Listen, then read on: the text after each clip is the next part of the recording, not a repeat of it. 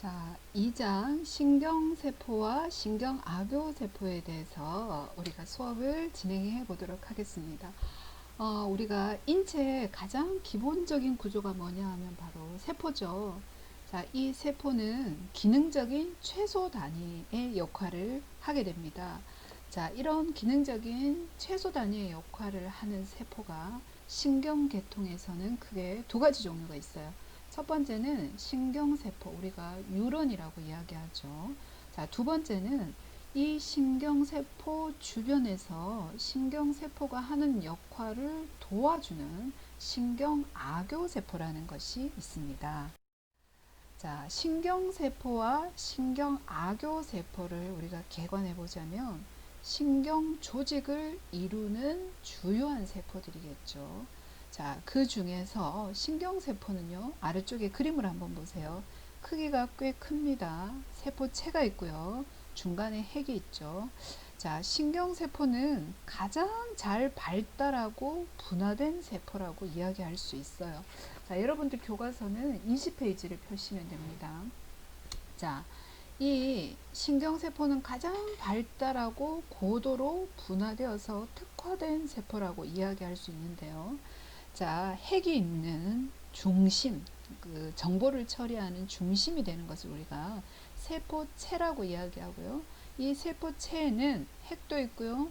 여러 가지 세포 소기관들이 있습니다. 자, 보통의 세포는 세포막으로 둘러싸여져 있지만 이 신경세포는요, 주변에 무수한 돌기들로 구성이 되어 있는 특이한 조직이죠. 그래서 거기에 보면 여러 가지 돌기들을 우리가 가지돌기라고 이야기하고 그 중에서도 정보를 내보내는 역할을 하는 우리가 이 돌기를 특별히 축삭이라고 이야기합니다. 자, 이런 가지돌기와 축삭을 통해서 신경세포는요, 뉴런은요, 흥분을 발생시켜서 축삭을 통해서 다른 신경세포로 흥분을 전달하게 되겠죠. 자, 그리고 신경세포를 둘러싸고 있는 또 다른 신경세포들이 있어요.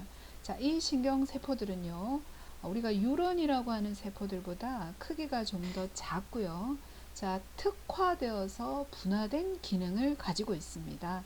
그래서 이들은 각각 다른 역할들을 하면서 신경세포를 지지하고요, 보호하고 영양을 공급하는 역할을 하죠.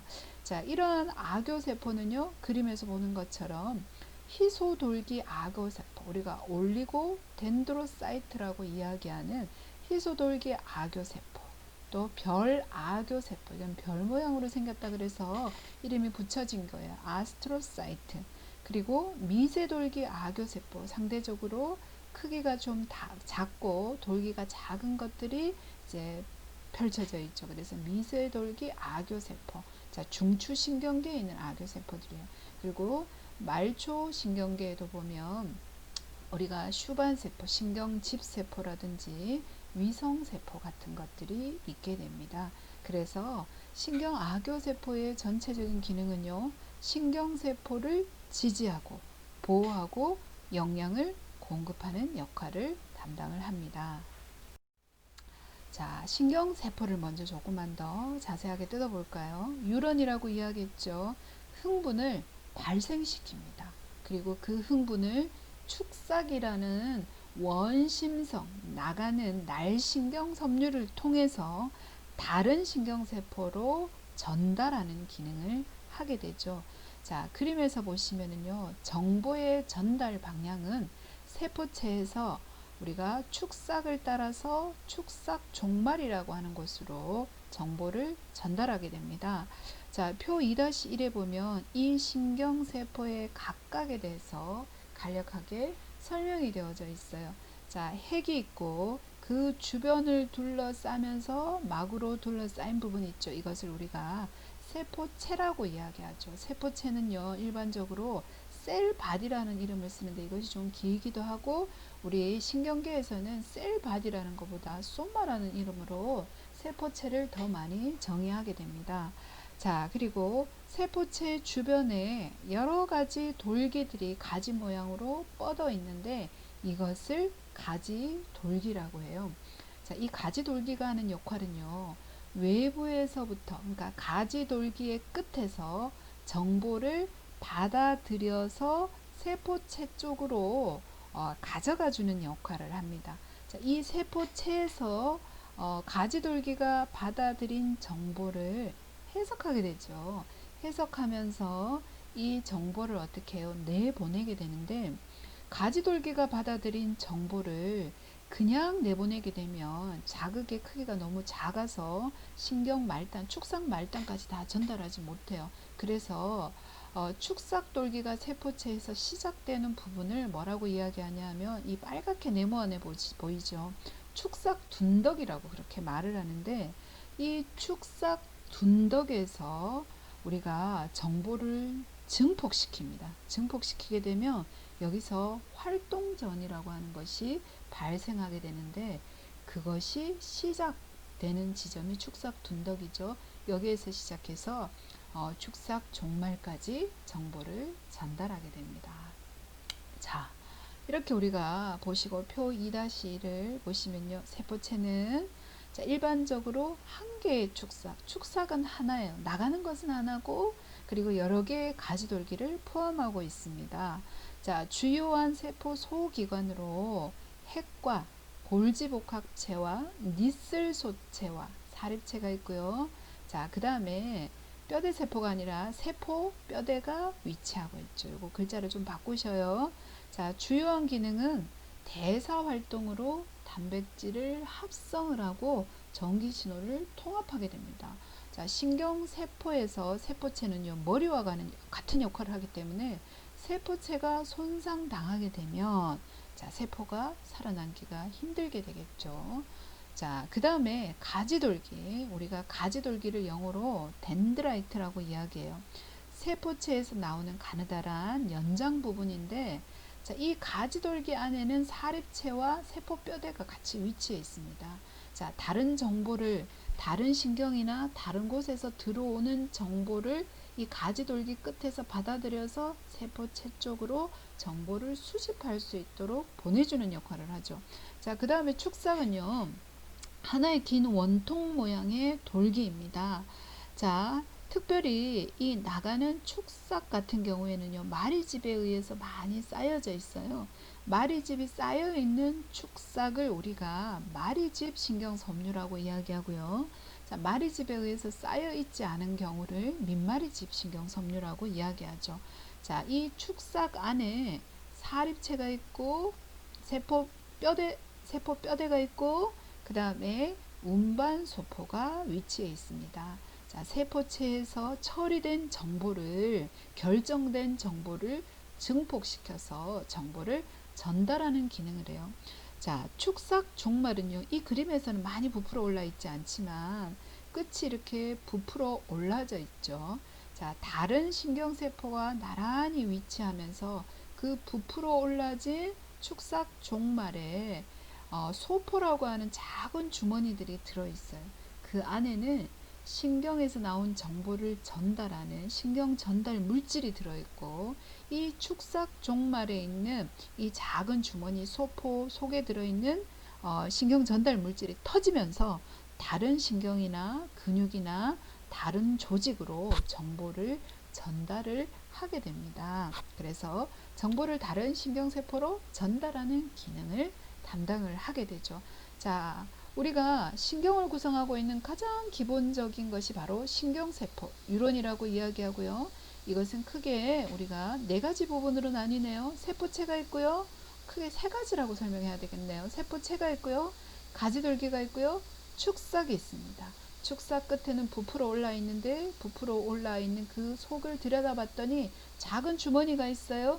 그 주머니 속에 신경 전달 물질이 들어있고, 자, 세포체에서 흥분성 어떤 신호가 오면 이 주머니 속에 있는 주머니가 터지면서 다른 곳으로 정보를 전달하는 그런 역할을 담당해요. 그래서 신경세포는 흥분이 발생되는 자극을 전달하는 기능을 가진 세포의 하나예요. 우리가 신경세포가 자극을 전달할 수 있고요. 또 흥분해서 자극을 전달하는 세포가 하나 더 있는데, 그것이 바로 근섬유가 됩니다. 근육섬유도 흥분이 발생되고 그 흥분을 인해서 근수축이 일어나게 되죠. 자, 이 신경세포를요, 형태별로 한번 분류해 보면, 자, 세포체에서 뻗어나오는 돌기의 숫자가 얼마 정도인가, 얼마나 많은가에 따라서 자, 형태를 분류할 수 있어요. 우리 22페이지 그림 2-1을 보시면 되겠죠. 첫 번째, 묵극신경세포예요. 여러 개의 가지돌기하고 하나의 긴 축삭을 갖는 신경세포죠. 가지돌기가 여러 개, 그리고 축삭은 하나. 그래서 세포체에서 뻗어나온 가지, 극이 여러 개예요. 그래서 멀티폴라 뉴런이라고 이야기해요. 자, 일반적으로 중추신경계통에서 가장 흔히 볼 수 있는 자, 구조이죠. 자, 뼈대 근육을 지배하는 운동신경, 그리고 자율신경절 속에 들어있는 신경세포들. 자, 이런 것들이 일반적으로 묵극신경세포가 돼요. 자, 두 번째 있는 거 보세요. 두 번째 있는 세포는요. 자, 자극을 가지고 들어오는 가지돌기가 세포체에 붙어 있는데 하나의 가지로 되어 있죠. 그리고 세포체에서 빠져나가는 가지도 하나로 되어 있죠. 그래서 두 개의 가지, 두 개의 극을 가진다라고 해서 두극신경세포, 바이폴라 뉴런이라고 이야기하죠. 자, 일반적으로 후각을 담당하는 자, 점막에 있는 우리가 신경세포, 그리고 망막에 있는 신경세포, 속기, 안뜰하고 달팽이 속에 있는 신경세포들이 보통 두극신경세포로 되어 있어요. 그러니까 감각을 받아들이고 이 감각을 전달하는 감각성 신경세포들이 자, 일반적으로 두극신경세포의 모양을 하고 있습니다. 자, 세 번째로는요. 자, 세포체에서 뻗어나오는 가지가 어라 하나밖에 연결이 안 됐어요. 근데 사실은 이 가지가 들어오는 것과 나오는 것이 한 곳에 모여 있어서 그렇지 실제적인 기능을 보면 두극신경세포하고 비슷한 기능을 하죠. 그래서 이와 같이 형태로는 하나밖에 연결되지 않지만 따져보면 사실은 두 가지로 되어 있어요. 자, 이러한 형태의 신경세포를 거짓 혹극 신경세포라고 하는데 촉각이나 압력, 통증 수용기 등이 우리가 뒷부리 신경절에 위치해 있는데 보통 이렇게 거짓 혹극 신경세포를 하고 있어요. 자, 그 다음에 자, 진짜로 뻗어나오는 가지가 하나밖에 없는 경우에요. 자, 이 경우에는요. 보통 발생 중인 신경세포에서는 보이지만 다 완성된 우리 인간의 신경세포에서는 찾아보기가 힘든 거죠. 그래서 하나밖에 없기 때문에 혹극 신경세포다라고 그렇게 설명을 합니다. 자, 신경세포는요, 우리가 형태에 따라서 그렇게 네 가지로 구분을 했잖아요. 자, 얘가 담당하는 기능을 가지고 분류를 했을 때 크게 세 가지로 분류할 수 있어요. 자극을 받아들이는가, 그리고 자극을 내보내는가, 받아들인 자극과 내보내는 자극을 통합시켜 주는가에 따라서 세 가지로 분류하죠. 자극을 받아들이는 신경세포를 들신경세포라고 이야기하고 감각신경세포라고 합니다. 두 번째, 그 들어오는 자극과 나가는 자극을 연결시켜 주는 것을 사이신경세포라고 이야기를 하죠. 우리가 사이신경세포는 두 자극을 같이 연결시켜 준다, 연합한다. 그래서 연합신경세포라고도 이야기하고요. 자, 세 번째, 날신경세포는요, 우리가 운동신경세포라고도 이야기하죠. 왜냐하면 얘가 척수나 뇌에서 나가게 되면 우리가 근육들을 움직여서 실제로 움직임을 유발하기 때문에 그렇습니다. 자, 들신경세포 뭐라 그랬죠? 외부에서 자극을 받아들여서 척수, 뇌로 자극을 전달하는 신경세포다. 자, 자극을 받아들이니까 그것을 감각이라고 이야기하고 감각신경세포라고 이야기하죠. 이 감각신경세포의 가지 있죠. 가지들은 우리는 일반적으로 외부에서 자극을 받아들이는가, 내부에서 자극을 받아들이는가에 따라서 외부 자극을 수용하는 가지도 있고 내부의 자극을 수용하는 가지돌기도 있습니다. 외부의 자극을 받아들이는 우리가 수용기를 몸 감각 수용기라고 이야기하는데, 자, 실제적으로 접촉이 이루어지지 않은 채로 리모컨처럼 직접적인 접촉이 없이 자극을 받아들이는 수용기를 원격 수용기라고 이야기하고요. 자, 실제로 접촉, 우리가 피부를 두드리든지 누르든지 아니면 따뜻한 것을 느낄 수 있도록 접촉을 통해서 감각을 받아들이면 접촉 수용기라고 이야기하죠. 자, 이 접촉 수용기는요, 미각이나 후각처럼 화학적인 반응에 의해서 감각을 자극하는 경우를 화학 수용기라고 이야기하고요. 실제적으로 기계적인 여러 가지 자극을 받아들일 경우에 우리는 피부 수용기라고 이야기합니다. 자, 인체 내부에 있는 자극을 받아들여서 내부에 있는 감각도 우리가 척수나 뇌가 판단을 해야 되겠죠. 자, 이와 같이 내부에 있는 자극 중에서 근육이라든지 아니면 혈관에서부터 들어오는 이런 감각을 받아들이는 것을 고유수용기라고 이야기하고요. 내장에서 들어오는 감각을 받아들이는 것을 내장수용기라고 이야기해요.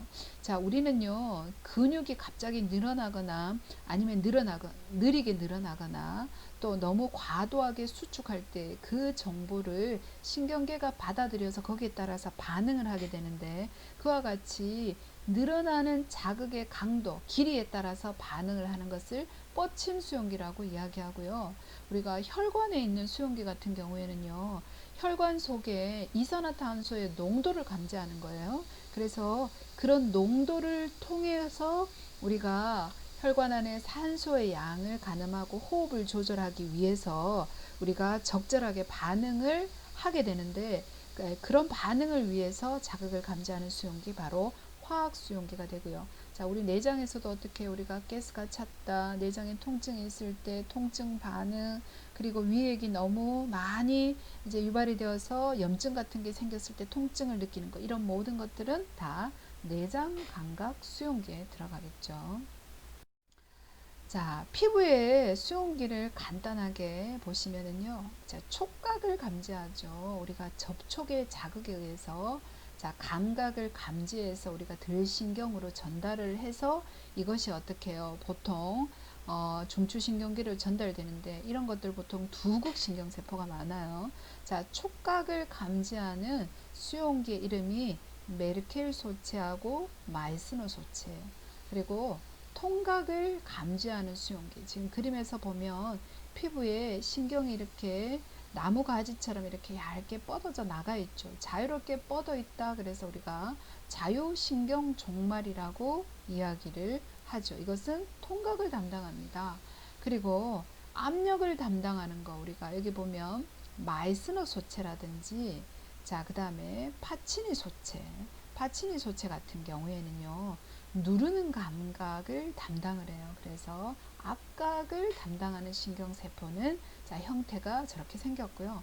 자, 그 다음에 뜨겁고 차갑고, 자, 이런 것들을 감지하는 것도 있죠. 냉각은 크라우제 소체, 그리고 온각은 루피니 소체가 담당을 하게 되고요. 자, 근육에서는 근육이 늘어나거나 힘을 쓸 때 그것에 맞춰서 특수화된 수용기가 있는데, 자, 근육에 존재하는 수용기를 우리가 근육 방추, 근방추라고 이야기하고요. 그 다음에 근육이 뼈에 갖다 붙는 부분을 우리가 골지 힘줄기관이라고 이야기하죠. 자, 그 힘줄이라고 얘기하죠. 죄송합니다. 그 힘줄에 보면 우리가 근육에 수축할 때 이 근육이 너무 강하게 수축해서 힘줄이 근육이 뼈에서 떨어지지 않도록 방지하기 위해서 골지 힘줄 기관이라고 하는 것이 존재하는데, 이런 것들을 우리가 고유감각 수용기라고 이야기를 합니다. 자, 두 번째는 사이신경세포예요. 우리가 연합신경세포라고도 이야기하죠. 어소시에이션 뉴런이라고 얘기하는데, 다른 신경세포에서 신호를 받아요. 그래서 이것을 통합하는 역할을 해요. 자, 반응이 복잡하면 할수록 관여하는 사회신경세포의 숫자가 많아집니다. 기억이나 또 계획을 한다든지 학습한다든지, 자, 이런 고등 기능에는 이 사회신경세포가 아주 중요한 역할을 담당을 하죠. 우리가 신경세포에 있어서 90%가 사회신경세포예요. 그러니까 뇌에 있는 거의 대부분의 신경세포, 척수에 있는 신경세포의 대부분이 사이신경세포라고 생각하면 되겠죠. 자, 중추신경계통에서 자, 들신경, 즉 감각신경의 경로와 날신경, 운동신경 경로 사이를 연결해주는 역할. 사실 연결이라고 하지만 정보를 수집해서 통합해서 결정해서 그것을 어떻게 해요? 집행하는 기능까지 담당하는 것이 바로 사이신경세포라고 할 수가 있겠죠. 자, 세 번째, 날신경세포예요. 우리는 이것을 운동신경세포, 모타뉴론이라고 하죠. 자, 중추에, 즉 뇌와 척수에서 통합되어진 정보를 뼈대 근육이나 분비샘 등으로 보내갖고 자극에 대한 신체 반응을 유발하는 것이 바로 날신경세포예요. 자, 몸운동신경세포와 내장운동신경세포가 있어요. 우리가 몸운동신경세포를 소마틱, 우리가 앞에서 세포체 할 때 소마라고 했잖아요. 여기서도 자, 덩어리, 자, 몸 이렇게 이야기할 때 소마틱, 모타뉴론이라고 하는데 신체의 뼈대 근육을 지배하고요. 자, 이 몸운동신경세포는 위치에 따라서 위에 있다. 그래서 위운동신경세포, 뇌하고 척수 안에 있는 신경세포를 보통 이야기해요. 그 다음에 상대적으로 아래, 척수의 앞쪽 뿔에 있는 신경세포를 아래운동신경세포라고 이렇게 나뉘게 됩니다. 두 번째, 내장의 움직임을 담당하는 신경세포를 내장운동신경세포라고 이야기하죠. 자, 우리 민무늬근, 무늬가 없다 그랬죠. 우리 일반적으로 이 뼈대 근육은 가로 무늬를 하고 있는데 내장에 있는 근육은 무늬가 없어요. 민무늬 근육이라고 얘기하는데 샘 그리고 혈관 등에 있는 우리가 근육이죠. 그래서 민무늬 근육과 심장 근육으로 정보를 신경 자극을 전달하는 신경세포를 내장운동신경세포라고 이야기합니다. 자, 이것은 위치에 따라서 우리가 척수 옆에 보면 교감신경절 그리고 부교감신경도 나와가지고 신경세포들의 집단인 신경절이 있어요.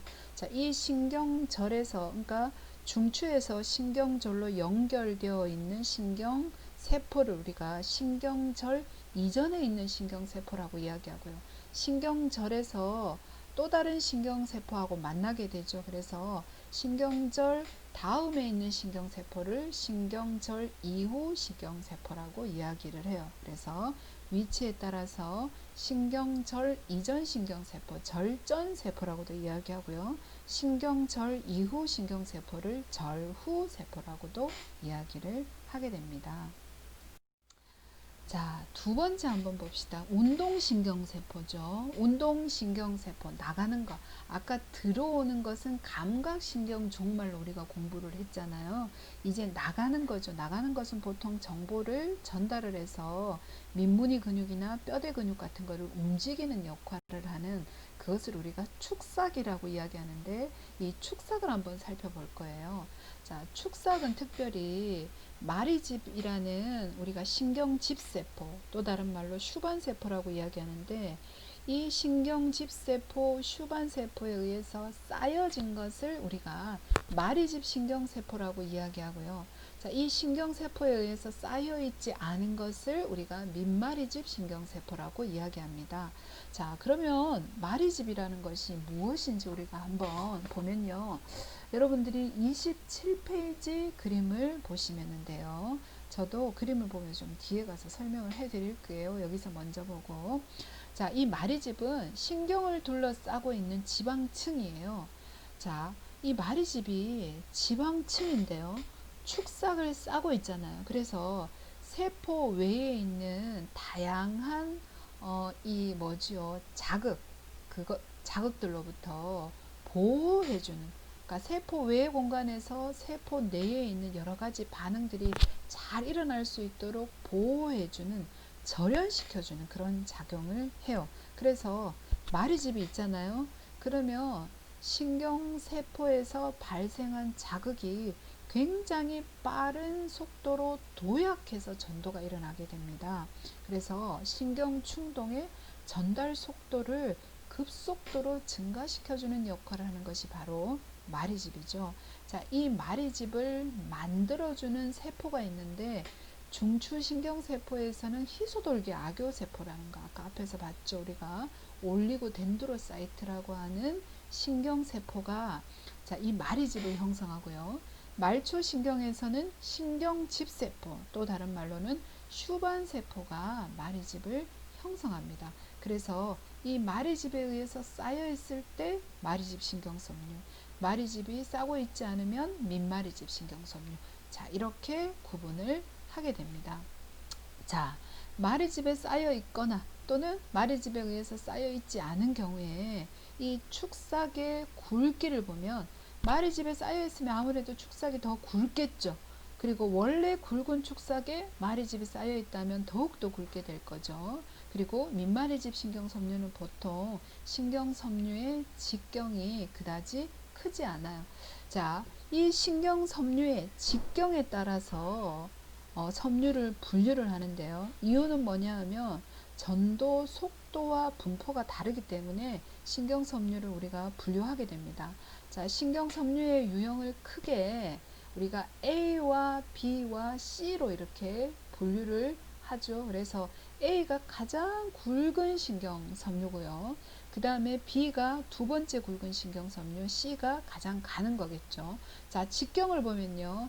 A 섬유 같은 경우에는 12에서 20 마이크로미터 정도, B 섬유는 3 마이크로미터보다 조금 작아요. C 섬유 같은 경우에는 직경이 0.4에서 1.2 마이크로미터 정도가 됩니다. 자, 이 신경섬유를 A와 B와 C로 분류를 했는데 세부적으로 또 분류를 할 수 있어요. A 중에서 가장 굵은 거를 A 알파라고 이야기합니다. 그리고 그 다음에 직경의 길이를 가진 것을 베타, 그 다음이 감마, 델타. 델타가 직경이 가장 짧죠. 자, 그리고 B와 C로 나뉘는데요. 자, 이 A, B, C라는 것은 우리가 축삭이든지 가지돌기든지 상관없이 모두 다 분류한 거예요. 자, 그렇지만 우리가 감각신경만 따로 분류하는 경우도 간혹 있어요. 우리가 이해하기 쉽게 하기 위해서. 그래서 감각신경섬유, 들신경섬유만 따로 분류할 때 우리는 1, 2, 3, 4로 분류하죠. 자, 이것을 우리가 A, B, C 분류와 비교를 해보면요. 1, 우리가 신경섬유, 들신경섬유 중에서 그룹 1 같은 경우에는 A 알파에 해당되고요. 2는 A 베타에 해당됩니다. 3는 A 델타에 해당되고, 그 다음에 C는 우리가 4는 C에 해당이 되죠. 자, A 알파 같은 경우에는요, 운동신경에 분포해 있습니다. 감각신경섬유는 우리가 보통 원이라고 얘기하는데 근방추와 골지 힘줄기관에 분포해 있죠. 자, 베타 같은 경우에는요, 사실 2에 해당되는 것인데 감각신경으로 촉각과 압각을 전달하는 자, 이 감각은요, 유형 분류에 보면 2에 들어가요. 그 다음에 감마는요, 운동신경, 근육 방추에만 존재하는 우리가 섬유가 되고요. 자, 델타 같은 경우에는 감각신경인데 우리가 1, 2, 3, 4로 분류하면 3에 해당되죠. 빠른 통각이라든지 온도가 여기에 해당됩니다. 여러분 보세요. 요거 좀 줄을 그어 볼까요? 빠른 통각은 A 델타 섬유가 되고요. 자, 그 다음에 B는 교감신경 섬유 중에서 교감신경절 이전에 있는 신경섬유의 굵기는 좀 더 굵어요. 그래서 B가 되고요. 자, C 같은 경우에는 통각 중에서도 어떻게 느린 통각이에요. 우리가 3하고 4를 비교해 보면 3는 직경이 조금 더 크고요. 4는 직경이 조금 더 작죠. 그래서 느린 통각에 해당되면서 교감신경절 이후 신경섬유가 됩니다. 자, 직경에 따라서 보면 위쪽이 직경이 크고요. 아래쪽으로 갈수록 직경은 굉장히 가늘어요. 참 재미있는 것이 직경이 굵을수록, 직경이 클수록 신경 전도 속도가 빨라요. 그래서 A알파 같은 경우에는 초당 120m까지 흥분이 자극이 이동할 수가 있고요. 자, 2, 베타 같은 경우에는 30에서 70 감마는 15에서 30, 델타는 거의 비슷하죠. 12에서 30. 그리고 비섬유는 3에서 15 정도. 그리고 느린 통각을 전달하거나 교감신경절 이후 섬유 같은 경우에는 초당 한 2m 정도 이동이 가능해요. 자, 이것은 마치 무엇하고 비슷하냐 하면요. 우리가 고속도로를 생각해 봐요. 고속도로가 2차선 고속도로가 있고요. 자, 그 다음에 10차선 고속도로가 있다고 생각해 봅시다. 10대의 차가 동시에 왔다 갔다 이동을 해야 돼요. 그러면 10차선 고속도로와 우리가 2차선 고속도로를 비교해 보면 어디가 더 속도를 낼 수 있겠어요? 당연히 10차선 고속도로가 더 속도를 빨리 낼 수 있겠죠. 이거하고 비슷하다고 생각하면 돼요. 자, 그리고 말이 집에 의해서 둘러싸여 있으면 우리가 마찰이 줄어들면서 신경이 도약전도라는 전도 방식을 취하게 되면서 속도는 더 빨라지게 됩니다. 그래서 신경섬유가 굵고 말이 집에 의해서 쌓여 있다. 그러면 신경 전도 속도가 굉장히 빨라진다라고 여러분들이 이해를 하시면 좋겠습니다. 자, 이번에 보면 마리집의 형성에 대한 설명이 나와 있어요. 자, 이게 우리 하나의 신경세포예요. 신경세포의 축삭에 마리집이 형성이 되어져 있는데요. 자, 이 마리집이 자, 모두 다 어떻게 일괄적으로 다 쌓여 있는 것이 아니라 중간중간 마리집이 없는 부분이 있어요. 그것을 우리가 신경섬유 마리라고 이야기를 하죠. 지금 오른쪽에 보면은요. 자, 축삭이 있고 신경집세포가 마리집을 형성하는 과정을 보여주고 있죠. 그래서 이 마리집에 의해서 쌓여있는 이 어떻게 신경세포가 두꺼울수록 전도 속도는 더 빨라진다. 이렇게 여러분들이 이해를 하시면 돼요. 자, 다음 그림에서 보시면은요. 우리 아직까지 이것을 흥분 전도를 배우지 않았는데 우리 왜 플러스 마이너스 우리가 소금물에 전기를 연결하면 전기가 통하잖아요. 자, 그것처럼 우리 몸 속에는 Na 플러스라는 이온이 있어요. 이 이온이 세포 내로 유입되면서 세포 안과 밖에 플러스 마이너스 전위가 바뀌게 되고 이것이 이동을 해 가면서 신경세포에 우리가 흥분이 전달되게 되어지죠. 자, 그래서 우리 세포체에서 축삭을 통해서 축삭 종말로 이 Na 플러스라는 이온이 세포 내로 유입되어서 쭉 이렇게 활동전이라는 것이 만들어지는데 자, 만약에 랑비의 결절이라고 하는 것이 있고 신경집세포가 우리가 이 신경집이라는 것을 마리집을 만들잖아요. 그러면 이 마리집이 있는 부분은 그냥 건너뛰어 버려요. 건너뛰면서 여기에서는 우리가 플러스 마이너스로 이동하는 전기 전달이 생략되어 버리는 거죠. 그래서 자, 이 마리집이 있는 부분에서는 이 전기의 이동이 생략되고 도약 뛰어버려요. 넘어가 버려요. 그래서 넘어가고 이렇다 보니까 실제로 우리가 이온이 이동해야 되는 양이 상대적으로 적어지죠. 이것 때문에 엄청나게 빠른 속도의 신경 전도가 이루어지게 됩니다.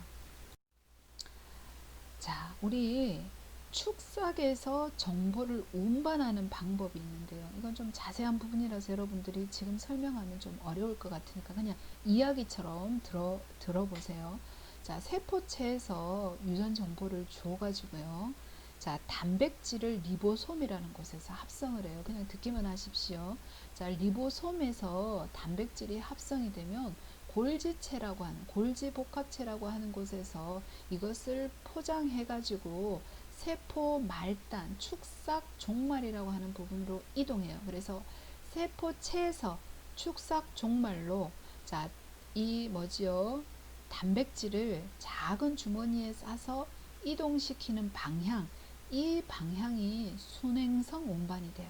자, 그러면 이 단백질들을 가져가 가지고 신경 말단, 축삭 말단에서 정보 전달을 위해서 이걸 다 바깥으로 토해내거든요. 방출을 해요. 방출하고 나면 자, 주머니만 남게 되죠. 이 주머니를 다시 채워야 되잖아요. 우리 인체는 가장 효율적인 기관이에요. 필요 없는 것들은 분해해서 흡수해서 다시 사용을 하고 또 쓸 수 있는 것은 그대로 운반해서 살짝 고쳐갖고 다시 재사용을 합니다. 재사용을 위해서 축삭 말단에서 세포체 쪽으로 다시 어떻게 해요? 이 주머니를 운반해 가게 되는데 이것을 우리가 역행성의 축삭 운반이라고 이야기하죠. 그래서 축삭의 운반에는 순행성 운반과 역행성의 축삭 운반 두 가지가 있습니다. 자, 순행 축삭 운반은요, 안테로그레이드 엑소널 트랜스포트. 그래서 굳이 영어를 외우지 않으셔도 됩니다. 세포체에서 축삭 종말의 방향으로 정보가 전달되는데 이것 때문에 다양한 단백질이 운반이 되죠. 그래서 축삭도 성장하고 축삭의 구조도 유지가 되고 신경 전달 물질이 주머니 안에 들어가 있기도 하죠. 그래서 신경 흥분을 전달하는 기능을 담당하기도 합니다. 자, 반대로 역행성의 축삭 운반은요, 축삭 종말에서부터 세포체 방향으로 이 물질이 이동하게 되는데 아까처럼 뭐예요? 자, 신경 전달 물질을 방출하고 나면 빈 주머니, 작은 소포가 생기죠. 이것을 다시 세포체로 운반할 때 또는요, 외부에서 예를 들어서 바이러스 같은 게 침입을 하잖아요. 그러면 세포 안에 있던 것이 그것을 어떻게 해요? 이것을 잡아먹죠. 잡아먹으면서 녹여버려요. 그래서 이것을 처리하기 위해서 때로는 역행성으로 운반해서 가져가기도 합니다. 자, 축삭에서는 이렇게 물질 운반이 이루어져요.